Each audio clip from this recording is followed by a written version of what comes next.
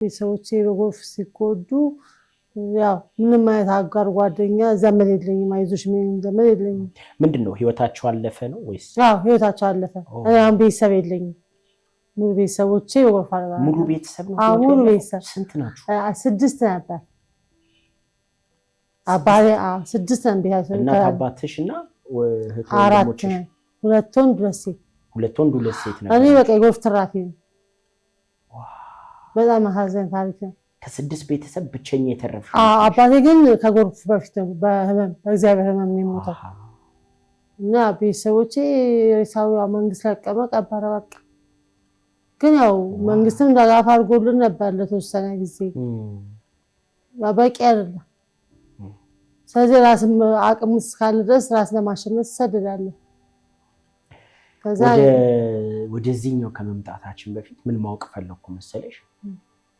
ከባድ ነው አይደል በጣም እንግዲህ 5 ማለት ነው አይደል 5 ከአባት ብቻ መቅረት ማለት አስበሃል ፋዘር ብቻ ናቸው በኖርማል በኖርማል ያረፈው እንጂ ሌሎች ከአምስታችሁ ውስጥ አራቱን ጎርፍ አሳጣ እኔ እንደውም ያው እግዚአብሔር ለታምር ገና ነሽ ብሎ ያስቀመጠኝ ይመስለኛል እኔ እንዳጋጣሚ ጓደኛዬ እንደት ነበራቸውና ሳቢያን የሚባል ሰፈር ነበርኩ ይኩት ሳቢያን አድሬ የመጣው ጧት 8 ሰዓት ነው የገባው ጎርፍ ዋው በዛ ምክንያት ነው የተረፈው አዎ እስከ 3 እስከ 4 ወርስ በድን ነበር ያው አይምሮ ጋያስብ ማለት ገብቷል ቤተሰብን የሚያክል ለማጣት ይከብዳል ብቻ ስትቀርስ ምንም የለም ስትባል ምን እንደሚሰማው እና ብዙ ሰዓት ማሰብ አንድ ሰው ማጣት ይከብዳል እንኳን 5 ቤተሰብ ማጣት ይከብዳል ያው ግን ያው ታላቅ አንድ ብቻ ነው ያው ሌሎቹ ታናናሾች ናቸው እንጂ ሐዘኑን አለፈ ቀብር ቀበርሽ 4 ወር ትንሽ ካይምሮሽ ጋር ማለት ከራሴ ጋር ከዛስ በቃ ጠፋው ሀገሩን መልቀቅ ስላለብኝ ጠፍቼ ናዝሬት መጣ ናዝሬት ስመጣ አሁን ማጫውት ጓደኛዬ አገኘኋት የረጅም ጊዜ ጓደኛዬ ምላት እሷ ነው ናዝሬት ላይ የተዋወቅናት አዎ እሺ በምን አጋጣሚ ተዋወቃችሁ የተዋወቅነው እኔ እዛ ያረፍኩት ምድር ባቡር አካባቢ ሳርፍ በቆልት ይሸጣል እዛ አካባቢ በቆልት ሊበሉ ከሆቴል ይመጣሉ